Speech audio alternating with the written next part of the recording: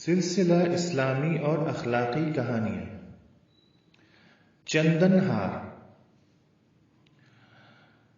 ہار گلے میں پہننے کا ایک زیور ہے جو چاندی یا سونے کا بنایا جاتا ہے۔ پرانے زمانے میں عورتیں یہ زیور بہت شوق سے پہنتی تھیں۔ جو عورتیں بہت امیر ہوتیں وہ اپنے ہار میں ہیرے جواہرات جڑوا لیا کرتی تھیں اور ایسے ہار کو چندن ہار کہا جاتا تھا۔ یہ کہانی ایسے ہی ایک چندن ہار کی ہے۔ بہت دن ہوئے شہر مکہ میں ایک غریب نوجوان رہتا تھا۔ اس کا نام ابو بکر محمد تھا۔ یہ نوجوان اس قدر غریب تھا کہ کئی وقت کھانے کو روٹی نہ ملتی تھی، لیکن ایماندار اور نیک ایسا تھا کہ کسی کی چیز کی طرف آنکھ اٹھا کر بھی نہ دیکھتا تھا۔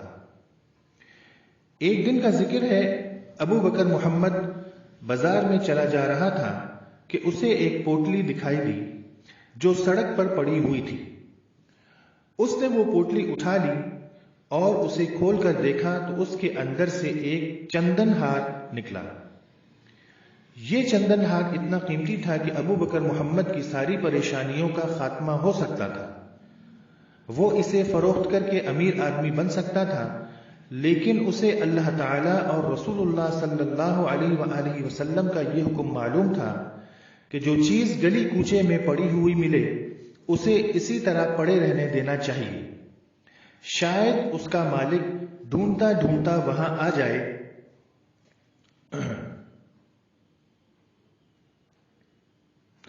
اور اپنی چیز اٹھا لے، لیکن اگر کوئی ایسی چیز اٹھا لے تو اسے چاہیے 1 سال تک اس کے مالک کو تلاش کرے۔ اگر پوری کوشش اور تلاش کے بعد بھی مالک نہ ملے تو اسے اپنے استعمال میں لا سکتا ہے۔ جب ابو بکر محمد کو یہ بات یاد آئی تو وہ چندن ہار کے مالک کو تلاش کرنے نکلا، اور خدا کا کرنا کہ وہ جلد ہی اسے مل گیا۔ یہ ایک شریف صورت بوڑھا آدمی تھا۔ اس نے ساری نشانیاں بتا دی اور اپنا ہار لے لیا۔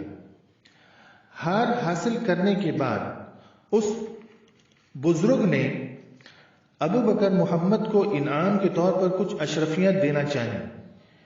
ابو بکر محمد اس وقت بہت ضرورت مند تھا۔ اس کا دل چاہا کہ اشرفیاں لے لے، لیکن پھر اسے خیال آیا کہ ان اشرفیوں کے مقابلے میں وہ ثواب بہت قیمتی ہے جو اللہ پاک نیک کام کرنے والوں کو دیتا ہے۔ اس نے اشرفیاں لینے سے انکار کر دیا اور بزرگ اسے دعائیں دیتا ہوا چلا گیا۔ یہ واقعہ گزرے کافی دن ہو چکے تھے اور ابو بکر محمد اسی طرح محتاج اور کنگال تھا۔ آخر اس نے فیصلہ کیا کہ کسی اور ملک میں جا کر روزگار حاصل کرنے کی کوشش کرے۔ ایک دن وہ کشتی میں سوار ہو کر روانہ ہو گیا۔ ابو بکر محمد کے علاوہ اس کشتی میں اور بہت سے مسافر سوار تھے اور سب خوش تھے کہ چند دن بعد وہ اپنی اپنی منزل پر پہنچ جائیں گے۔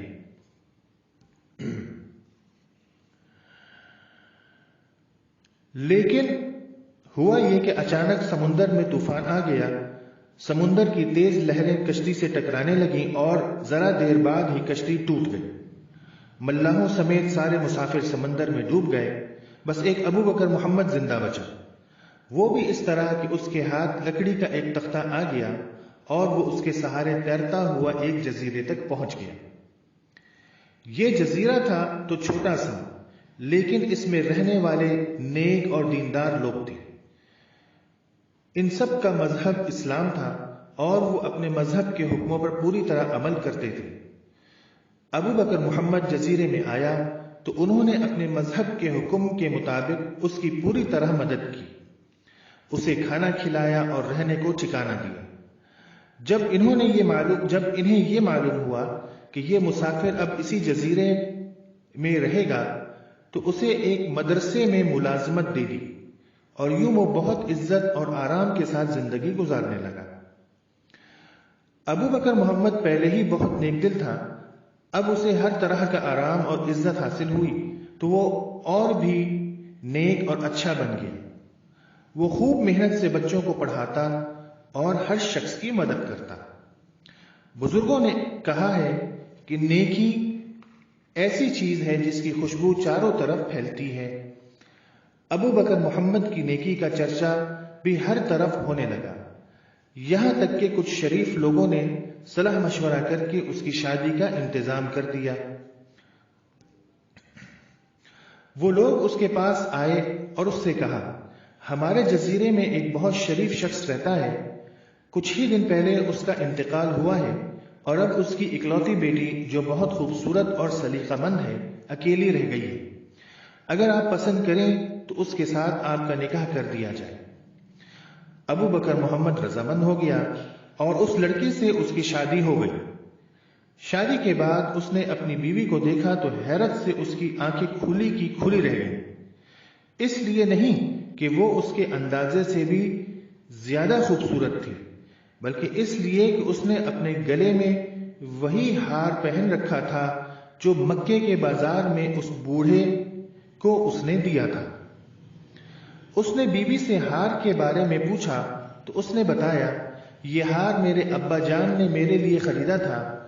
اس نے اس کے گم ہو جانے اور پھر مل جانے کا قصہ بھی سنایا، اور یہ بھی بتایا کہ جس ایماندار نوجوان نے یہ ہار واپس کیا تھا، میرے والد صاحب اسے ہمیشہ یاد کرتے رہتے تھے۔ یہ بات سن کر ابو بکر محمد کی آنکھوں میں خوشی کے آنسو آ گئے۔